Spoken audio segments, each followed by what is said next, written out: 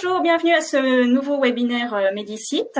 Le sujet aujourd'hui, c'est comment renforcer son système immunitaire grâce à l'alimentation. Et c'est le docteur Eric Mena qui va répondre à vos questions. Bonjour Sophie, merci de me donner l'occasion de faire cette intervention sur votre site et sur votre plateforme. Et bonjour à tous. Pourquoi l'alimentation agit sur notre système immunitaire Alors, notre système immunitaire, il faut comprendre que c'est un organe comme un autre. Donc, même s'il n'est pas représenté physiquement par un organe précis, c'est un organe comme un autre. Il a besoin d'être nourri, il peut être surnourri, il peut être encrassé par une mauvaise alimentation, etc. Donc, le fait de mal manger va forcément gêner le fonctionnement du système immunitaire. Les carences, bien entendu, sont très connues. Et puis, voilà, le fait, par exemple, de grignoter, on a montré que ça pouvait créer un certain nombre de problématiques au niveau digestif en particulier. Or, un point très important qui va nous faire comprendre encore mieux la relation entre immunité et alimentation, c'est que vous devez savoir que 60% de l'ensemble du système immunitaire est dans notre intestin. On parle toujours du système immunitaire comme étant la moelle osseuse. Évidemment, c'est là où naissent les cellules, mais ensuite elles doivent maturer. Par exemple, nous avons donc dans notre intestin, dans l'ensemble du tube digestif, des zones immunitaires très importantes. On a des cellules importantes de l'immunité et on a ces fameuses plaques de Peyer dans lesquelles maturent un certain nombre de cellules. Ainsi, c'est dans les plaques de Peyer de notre intestin qu'on fabrique 80% des anticorps qui vont venir défendre nos bronches.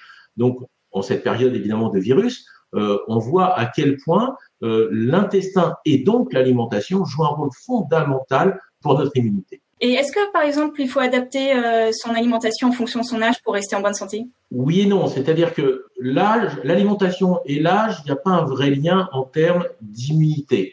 Les choses qui sont importantes chez les personnes âgées sont importantes chez les jeunes. Comme toujours, la différence, c'est la compétence, la qualité du système immunitaire. Un organe plus jeune va supporter un peu mieux certaines petites carences, va s'adapter plus facilement à une situation alimentaire qui ne sera pas parfaite. Et puis surtout, les personnes âgées ont un foie et un rein qui fonctionnent plus lentement, moins bien.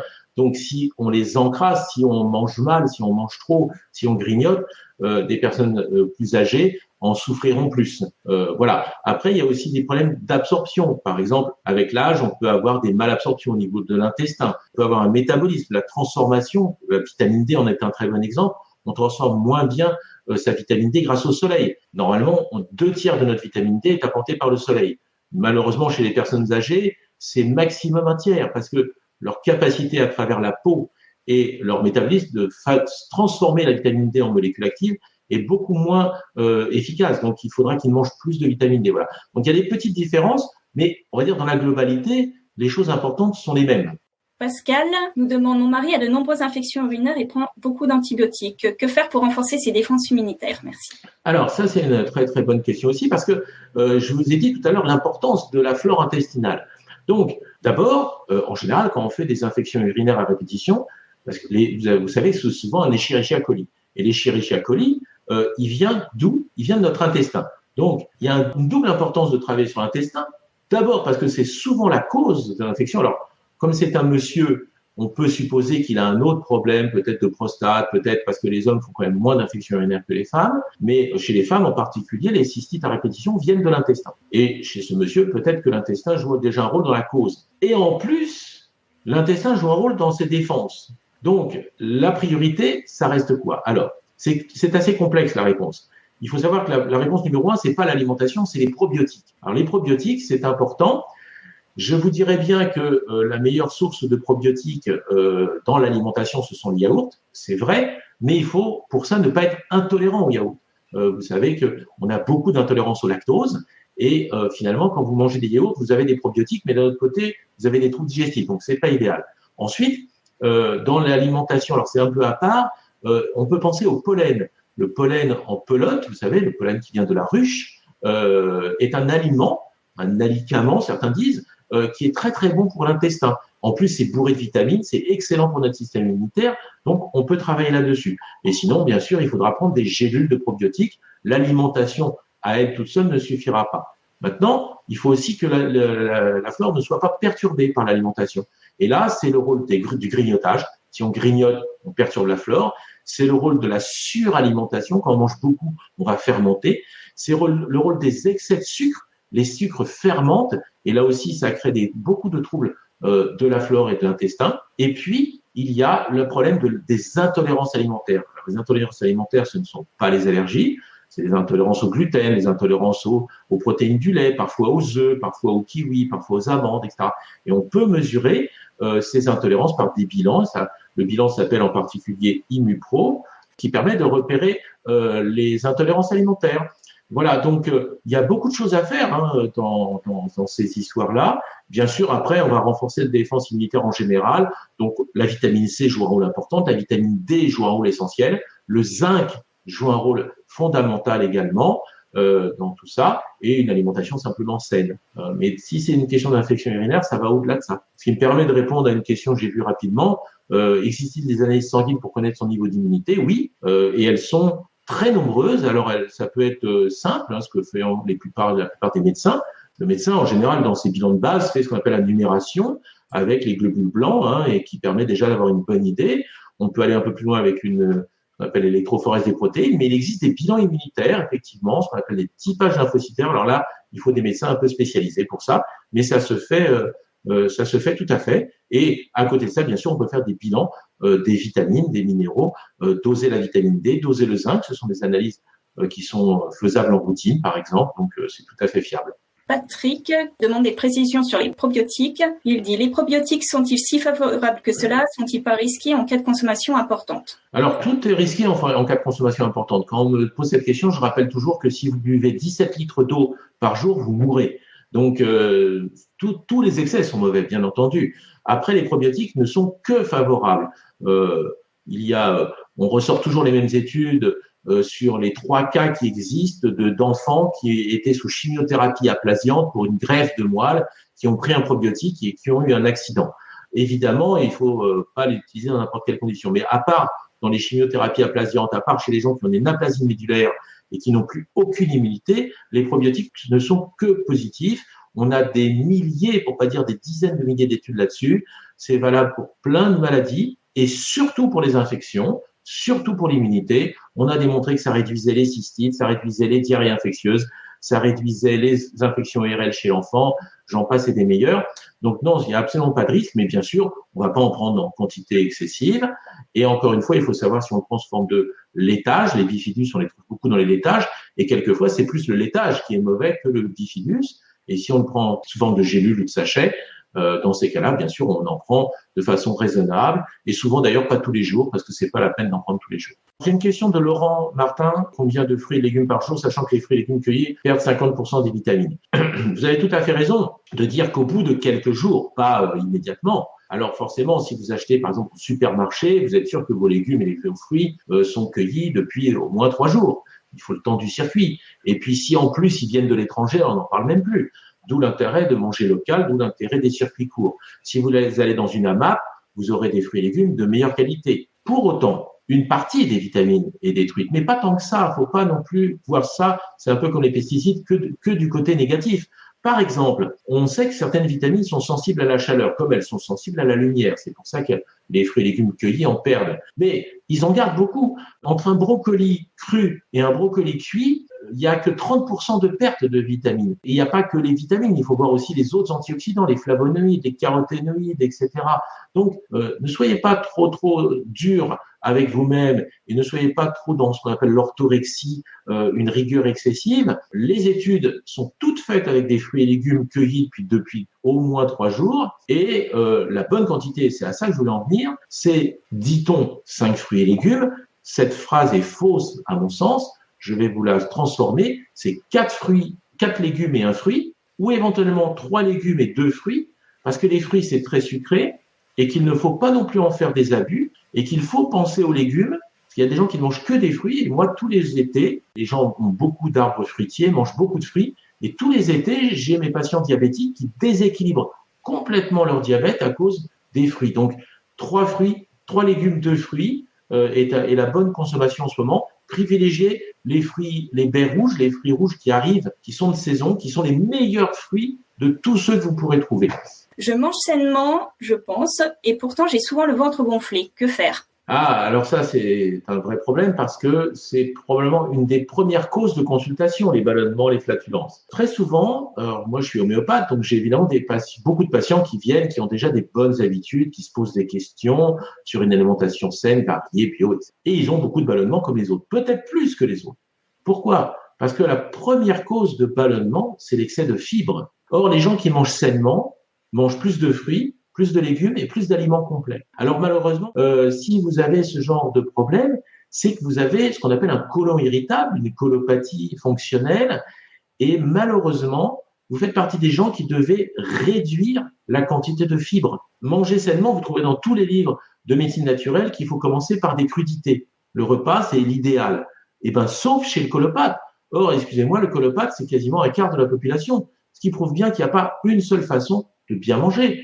La première des choses, c'est de ne plus manger de crudités en entrée, et même de ne manger des crudités qu'une seule fois par jour. Et ces crudités-là, plutôt de la salade, en deuxième partie de repas, sur un estomac qui est déjà rempli. Ensuite, si vous mangez sainement, vous mangez peut-être trop de fruits. Les fruits, à cause du sucre, vont fermenter et ça va créer des ballonnements. Troisièmement, si vous mangez sainement, vous mangez beaucoup d'aliments complets, du riz complet, des pâtes complètes, des lentilles. Et ces aliments sont très, très, très flatulogènes. Quelqu'un qui a une colopathie ne doit manger que du riz blanc. Et ça, j'insiste là-dessus, que des pâtes blanches. Ça, c'est des choses vraiment essentielles. Voilà. Puis après, peut-être que ce n'est pas ça le problème. On peut manger très sainement, mais être intolérant au lactose ou être intolérant aux protéines du lait ou être intolérant au gluten, et dans ces cas-là, on va aussi ballonner. Que pensez-vous de la pulpe d'aloe vera de bonne qualité, gel d'aloe vera extrait et stabilisé à froid pour renforcer son système immunitaire? Voilà, moi je suis un grand fan de l'aloe vera, donc je n'en pense que du bien. Effectivement, il faut avoir des produits de bonne qualité, le plus pur possible. On a des produits qui sont purs à plus de 99%, qui est le moins d'excipients, le moins de conservateurs possible. Voilà, ça c'est des choses très importantes. Et ben après, l'aloe vera, c'est quoi? C'est un produit qui est à la fois dépuratif, il est intéressant, on draine l'organisme, on le soulage et ça c'est bien. Il est très reconstituant. Par exemple, une des propriétés reconnues de l'aloe vera, c'est la chute des cheveux, parce que l'aloe vera est très riche en micronutriments. Donc effectivement, il peut aider le système immunitaire. C'est pas le produit numéro 1 que je donne pour le système immunitaire, mais c'est un bon produit de toute façon et qui a plusieurs propriétés. On a montré son propriété antidiabétique, on a montré ses propriétés pour l'estomac. C'est un produit qui va cicatriser l'estomac. Donc voilà, je vous rappelle que l'aloe vera, au départ, sa propriété numéro 1, c'est en application externe pour les brûlures. C'est le produit le meilleur du monde pour les brûlures et les coups de soleil. Et de fait, c'est aussi intéressant pour les brûlures d'estomac. J'ai vu plusieurs fois passer une question, que pensez-vous de l'argent colloïdal? C'est pas dans l'alimentation, mais c'est très bien. Mais je veux répondre à cette question d'abord parce qu'elle est simple et deuxièmement pour vous mettre en garde. L'argent colloïdal, j'en pense beaucoup de bien. C'est un produit anti-infectieux, même antibiotique, très efficace, mais ça reste de l'argent et il ne faut surtout pas prendre de l'argent colloïdal en continu parce que les intoxications à l'argent, ça existe aussi.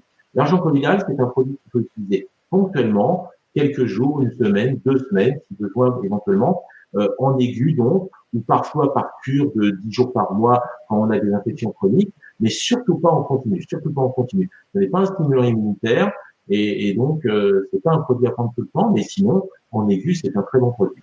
Alors y a-t-il autant d'oméga 3 dans les poissons surgelés? J'aime beaucoup cette question, elle est très simple. Oui, il y en a beaucoup en tout cas. La meilleure façon de consommer des oméga 3, ce sont les sardines ou les maquereaux en boîte.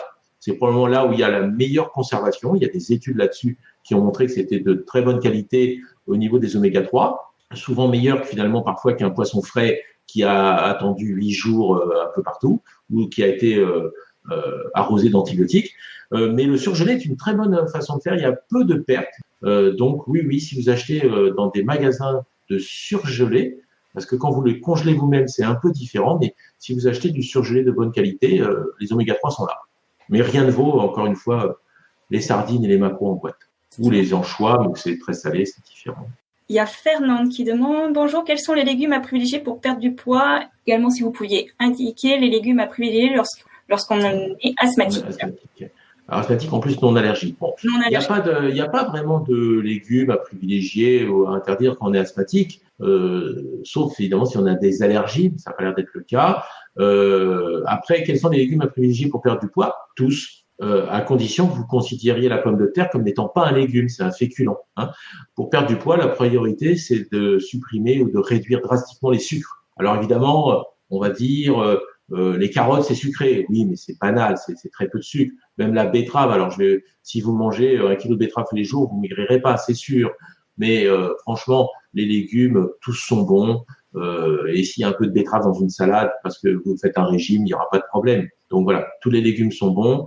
Il y a des légumes qui sont plus diurétiques, mais là c'est pas du poids, c'est perdre de l'eau. Donc c'est éventuellement dans la cellulite. Alors vous allez lire les asperges, vous allez lire voilà des légumes comme ça, mais bon la salade de pissenlit, si vous aimez ça, c'est pas fréquent.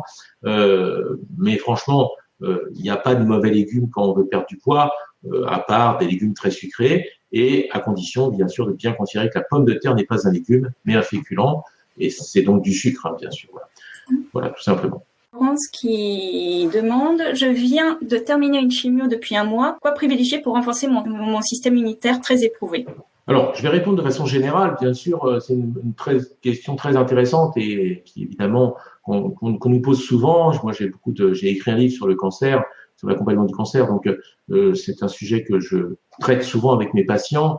Alors, en cas de cancer, c'est justement l'inverse de la maladie auto-immune. Donc, ce qu'on a dit tout à l'heure est essentiel. Les probiotiques sont absolument essentiels parce qu'ils ont été détruits par la chimiothérapie, surtout que souvent on donne des antibiotiques, de la cortisone en plus. La vitamine D est essentielle. Je vous rappelle, c'est une vitamine D, une vitamine anti-cancer, la vitamine D. Et il faut vraiment prendre des bonnes doses. Hein. La vitamine C est une vitamine anti-cancer aussi. Il faut en prendre des très bonnes doses, des fortes doses. Il ne faut pas hésiter à prendre 3 à 4 grammes. Le zinc est intéressant, mais là, je vous recommande par contre de le faire doser. Parce que le zinc en cancérologie, il est à double tranchant. Donc, il faut voir avec votre médecin, le faire doser dans le sang, ne pas en prendre trop. Timuline est très utilisé en cancérologie. Et puis, échinacée, c'est la plante qui a été le plus utilisée, la plus étudiée en cancérologie. Et on a prouvé par de très belles études que ça réduisait le nombre d'infections pendant les chimios. Donc, échinacée est un très, très bon produit.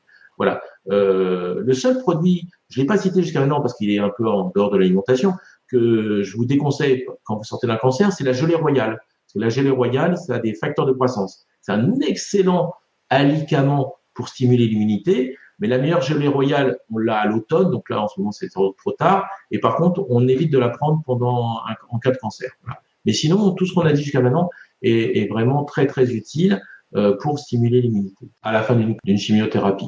Sinon, vous avez après, on va plus loin, mais si on sort un peu de l'alimentation, vous avez certains champignons. Alors, je vais citer le shiitake parce qu'il y a des gens qui mangent du shiitake, on en trouve de plus en plus. C'est un champignon chinois qui est habituel dans la cuisine chinoise, mais on en trouve de plus en plus en France. Et le shiitake est un bon stimulant immunitaire, donc si vous aimez ça, pourquoi pas. D'accord. Alors, on va prendre une dernière question. Trop d'immunité est-il mauvais pour le risque de Covid avec l'emballement du système ? Ah, c'est une très bonne question. Alors, c'est très, très lié effectivement au Covid. Le problème, c'est de savoir ce qu'on appelle trop d'immunité, voyez-vous. Tout ce que j'ai dit jusqu'à maintenant, les probiotiques, la vitamine C, la vitamine D, le zinc avec le petit bémol que j'ai donné tout à l'heure, il vaut mieux faire un dosage sanguin, il ne faut pas en prendre trop. Même l'équinacée, vous ne pouvez pas en prendre trop. Ça ne peut pas vous donner trop d'immunité. Sauf, pour l'équinacée, si vous avez déjà une maladie auto-immune. Donc, sauf si déjà votre système immunitaire est déjà dans l'emballement. Donc, si votre système immunitaire est déjà dans l'emballement, ce qui effectivement est un facteur de risque, ça a été prouvé pour faire une forme plus grave de coronavirus, à ce moment-là, il ne faut surtout pas prendre de timuline, il ne faut surtout pas prendre d'équinacée. Par contre, vous pouvez prendre la vitamine D, aucun problème, au contraire. Vous pouvez prendre la vitamine C, aucun problème, au contraire. Vous pouvez prendre des probiotiques sans aucun problème, au contraire, parce que les probiotiques jouent un rôle dans la régulation de l'auto-immunité. Vous voyez ? Donc, ça dépend un petit peu. Donc oui, trop d'immunité peut être mauvais, mais ce que l'on a dit sur l'alimentation, les compléments alimentaires, etc., à quelques exceptions près, c'est tout à fait valable quand même et ça ne peut pas vous donner trop d'immunité. Quand on a trop d'immunité, en fait, c'est lié à d'autres événements. La génétique, des infections qui vous ont perturbé, déséquilibré votre système immunitaire, peut-être des pesticides, peut-être des éléments de notre environnement. Certains suspectent aussi les vaccins, de déclencher des excès d'immunité ensuite. Tout ça est possible, mais c'est pas l'alimentation qui le fera. Avec l'alimentation, vous pouvez pas déclencher trop d'immunité. On est arrivé au terme du webinaire. Merci d'avoir répondu à toutes les questions de nos internautes. Je précise que vous êtes l'auteur du livre Diabète de type 2, les aliments à éviter ou pas, aux éditions Alpen. Voilà, mais écoutez, merci beaucoup Sophie. Merci à tous avec ces questions qui ont été très variées. Donc je pense que ça vous a permis d'avoir pas mal de réponses sur l'ensemble des règles alimentaires pour affronter peut-être plus l'hiver prochain que l'été qui s'annonce. Mais bon, comme on a toujours du virus qui traîne, autant avoir une bonne immunité. Merci beaucoup.